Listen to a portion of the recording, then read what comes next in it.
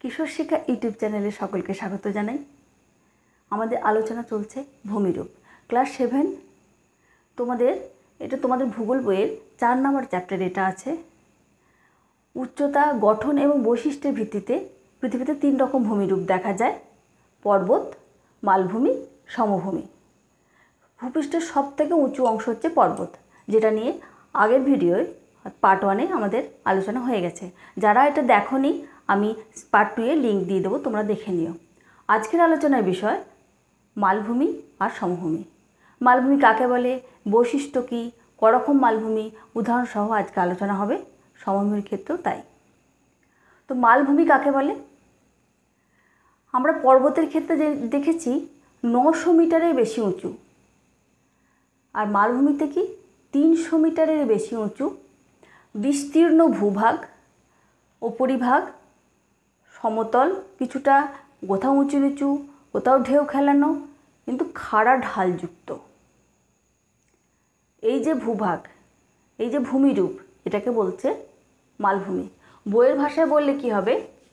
300 মিটারের বেশি উঁচু, বিস্তীর্ণ ভূভাগ, যার চারিদিক খাড়া ঢালযুক্ত, এরূপ ভূমিরূপকে বলা হয় মালভূমি। এর বৈশিষ্ট্য বললে কি বলবে? 1 নাম্বার বলবে এটা 300 মিটারের বেশি উঁচু।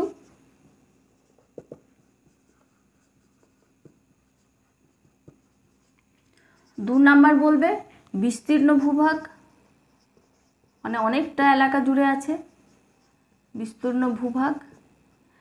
3 নাম্বার বলবে উঁচু নিচু, উঁচু নিচু, সমতল, সমতল বা ঢেউ খেলানো, সমতল ঢেউ খেলানো।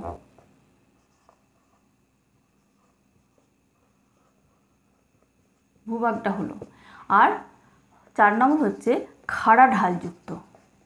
এটার প্রধান বৈশিষ্ট্য খাড়া ঢাল থাকবে, খাড়া ঢালযুক্ত। এরকম যে ভূভাগ, সেটা হচ্ছে মালভূমি। এবার দেখব মালভূমি কত রকমের।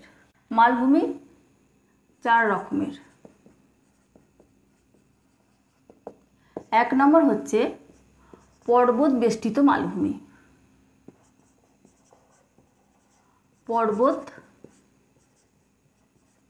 পর্বত বেষ্টিত মালভূমি। 2 নম্বর হচ্ছে লাভা মালভূমি।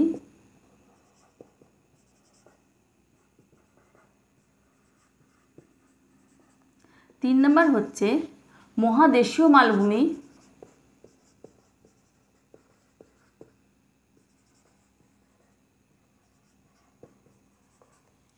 4 নম্বর হচ্ছে ব্যবচ্ছিন্ন মালভূমি।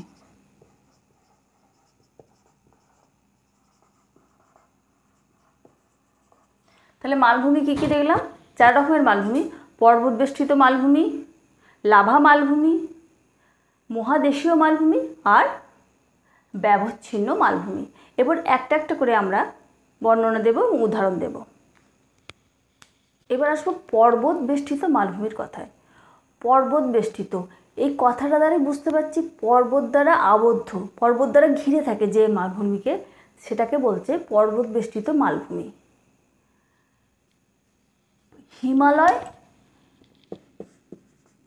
হিমালয় আর কুয়েনলুন পর্বত দ্বারা বেষ্টিত হয়ে আছে কে? তিব্বত মালভূমি, যার উচ্চতা 3655 মিটার। এটা পৃথিবীর বৃহত্তম, সবথেকে বড় মালভূমি, পর্বত বেষ্টিত মালভূমি। এছাড়াও আর একটা আছে পামির মালভূমি, সেটা হচ্ছে সর্বোচ্চ মালভূমি, সবথেকে উঁচু। সেটার উচ্চতা কত? 4873 মিটার। তাহলে পর্বত বেষ্টিত মালভূমি কখন সৃষ্টি হয়? যখন ভঙ্গিল পর্বত সৃষ্টি হয়, তখনই কিন্তু পর্বত বেষ্টিত মালভূমি একসাথেই সৃষ্টি হয়। মানে চারিদিকে পাহাড় দিয়ে ঘেরা থাকে, ওই মালভূমিকে বলছে পর্বত বেষ্টিত মালভূমি। বোঝা গেল? 2 নম্বর মালভূমি হচ্ছে লাভা গঠিত মালভূমি। লাভা গঠিত মালভূমি। লাভা গঠিত মালভূমি কীভাবে সৃষ্টি হয়? লাভা দ্বারা গঠিত বুঝতেই পারা যাচ্ছে, অগ্নুৎপাতের সময় যখন উত্তপ্ত ম্যাগমা বাইরে বেরিয়ে আসে, দিয়ে অনেকটা এলাকা জুড়ে ছড়িয়ে পড়ে, তখন যে মালভূমি সৃষ্টি হয় সেটাকে বলছে লাভা গঠিত মালভূমি। লাভা দ্বারা সৃষ্টি হয় বলে একে বলছে লাভা গঠিত মালভূমি। এটার লাভা গঠিত মালভূমির উদাহরণ কী হবে? দাক্ষিণাত্য মালভূমি, লাভা গঠিত মালভূমি। 3 নম্বর মালভূমি হচ্ছে মহাদেশীয় মালভূমি। মহাদেশীয় মালভূমি কাকে বলে? দেখো, তোমাদের বইয়েতে সংজ্ঞাটা সেভাবে দেয়া নেই, শুধুমাত্র উদাহরণ দেয়া আছে, তো আমি একটু লিখে দিচ্ছি, তোমরা দেখে নাও। যে মালভূমি মহাদেশের ভিতরে শক্ত, দৃঢ়, কঠিন শিলা দ্বারা গঠিত হয় তাকে মহাদেশীয় মালভূমি বলে। মহাদেশের ভিতরে শক্ত শিলা, কঠিন শিলা দ্বারা গঠিত হচ্ছে, দৃঢ়ভাবে থাকছে এবং বিস্তীর্ণ এলাকা জুড়ে থাকছে, তাকে বলছে মহাদেশীয় মালভূমি।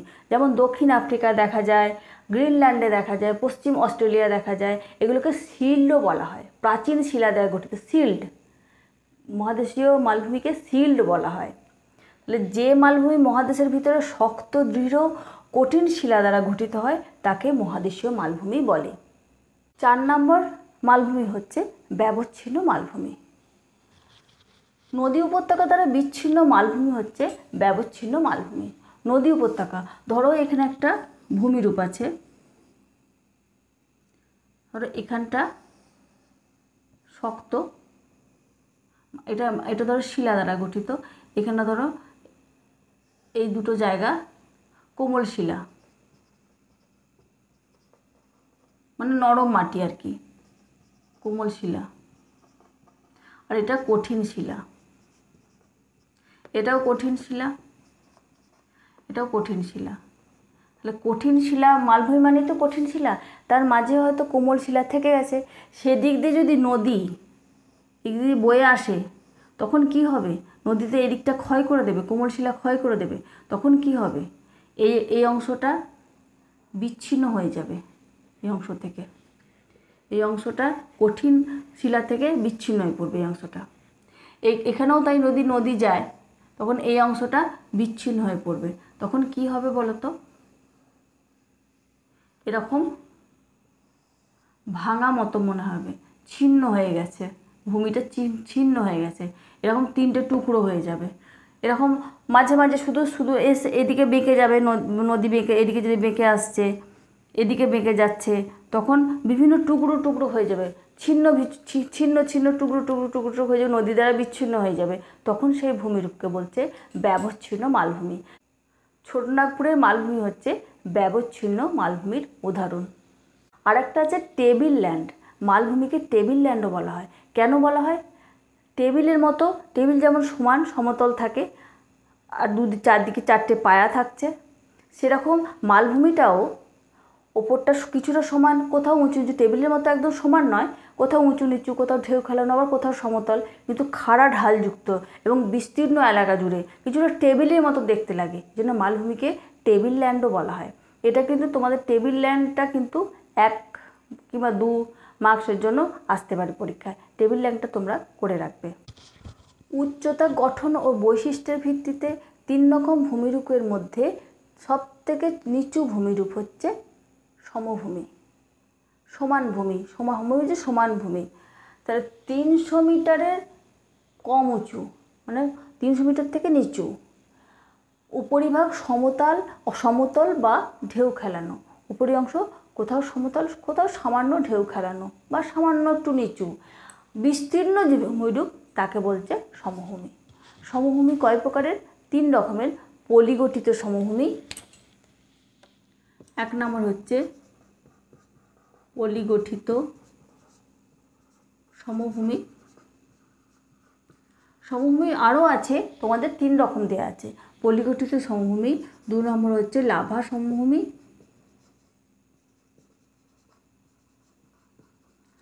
3 নম্বর হচ্ছে লোয়ের সমভূমি।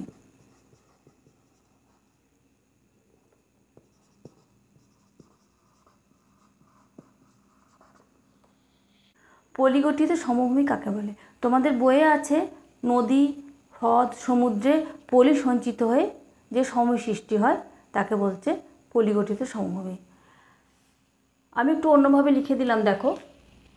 নদীর মাধ্যমে উচ্চভূমি ক্ষয় হয়ে ওই পলি অন্য কোনো স্থানে সঞ্চিত হয়ে যে সমভূমি সৃষ্টি করে, গঠন করে, তাকে বলছে পলিগঠিত সমভূমি। অনেক সময় কি হয়, বন্যার জলে দুকুল ছাপিয়ে যায়, বন্যার জলের সঙ্গে যে পলি বালি যেগুলো থাকে সেগুলো তার নদীর দুই ধারে জমা হয়, তখন একটা সমভূমি সৃষ্টি হয়। প্রতি বছর বন্যা হয়ে প্রতি বছরই পলি জমতে থাকে, তখন নদীর দুই ধারে পলি জমে গঠিত হয় সমভূমি। এটা হচ্ছে পলিগঠিত সমভূমি। উদাহরণ হচ্ছে সিন্ধু গঙ্গা ব্রহ্মপুত্রের সমভূমি। 2 নম্বর হচ্ছে লাভা সমভূমি। লাভা মালভূমি ক্ষয় পেয়ে নিচু স্থানে জমা হয়ে যে সমভূমি সৃষ্টি করছে সেটাকে বলছে লাভা সমভূমি। এটা দেখা যায় আইসল্যান্ডে। 3 নম্বর সমভূমি হচ্ছে লোয়ের সমভূমি। লোয়ের সমভূমি কাকে বলে? মরুভূমির বালি বহু দূরে উড়ে যায়, মরুভূমিতে বাতাস বয়, তখন ওই বালি বহু দূরে উড়ে গিয়ে নিচু স্থানে জমা হয়ে যে সমভূমি সৃষ্টি করে তাকে বলছে লোয়ের সমভূমি। গোবি মরুভূমি থেকে বালি উড়ে গিয়ে হোয়াংহোর ধারে জমা হয়ে লোয়ের সমভূমি সৃষ্টি করেছে। আর একটা জিনিস তোমাদের বলা হয়নি, মালভূমি থেকে পামির মালভূমিকে পৃথিবীর ছাদ বলা হয় কেন? পামির মালভূমি সবথেকে উঁচু, যার উচ্চতা 4873 মিটার, অর্থাৎ পৃথিবীর সর্বোচ্চ মালভূমি। সেই জন্য পামিরকে পৃথিবীর ছাদ বলা হয়। এটা কিন্তু তোমাদের প্রশ্নে আসে, পৃথিবীর ছাদ কাকে বলা হয় এবং কেন বলা হয়, তোমরা এটা করে রাখবে। ভূমিরূপগুলো সম্পর্কে জানলাম, অর্থাৎ পর্বত, মালভূমি এবং সমভূমি সম্পর্কে জানলাম, তাদের বৈশিষ্ট্য সম্পর্কে জানলাম। কিন্তু এই যে ভূমিরূপ, সেগুলো আমাদের জীবনে কি প্রভাব সেটা আমাদের জানতে হবে। আমাদের জীবনে এই সমস্ত প্রভাব, হিমবাহ থেকে নদী সৃষ্টি হয়, উত্তর দিক থেকে আসা শীতল বায়ুর হাত থেকে আমাদের রক্ষা করে, আরব সাগর বঙ্গোপসাগর থেকে আসা বায়ু পর্বতে বাধা পেয়ে বৃষ্টিপাত ঘটায়, জলবিদ্যুৎ উৎপাদন করতে সাহায্য করে, ধাপ কেটে চাষ হয়। এখানে সরলবর্গীয় বৃক্ষের বনভূমি আছে, যেটা আমাদের বিভিন্ন শিল্প গড়ে উঠেছে।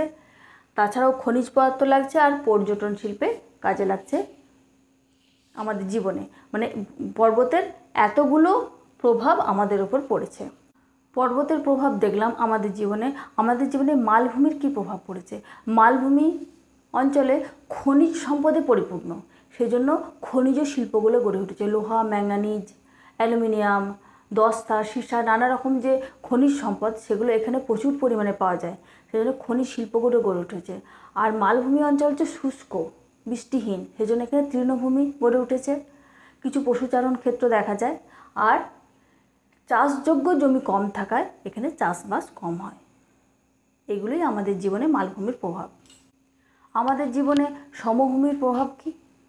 সমভূমি নদীকে কেন্দ্র করে সভ্যতা গড়ে উঠেছে। সমভূমির ওপর দিয়ে যত নদী বয়ে গেছে, নদীকে কেন্দ্র করে সভ্যতাগুলো গড়ে উঠেছে। পলি দ্বারা সমৃদ্ধ বলে এখানে চাষবাস, মাটি উর্বর, চাষবাসও খুব ভালো হয়। আর জনবসতিপূর্ণ, নদীর ধারে যেখানে চাষবাস ভালো হয়, যাতায়াত ব্যবস্থা ভালো, সেখানে জনবসতিও ভালো গড়ে উঠবে। শহর নগর সব কিছুই এই সমভূমি অঞ্চলে, শিল্প, সভ্যতা, সংস্কৃতি সব কিছুই সমভূমি অঞ্চলে আমরা দেখতে পাই। তাহলে সমভূমি অঞ্চলে আমাদের জীবনে প্রভাব এগুলোই। আজ এই পর্যন্তই, দেখা হচ্ছে পরের ভিডিও। Thank you.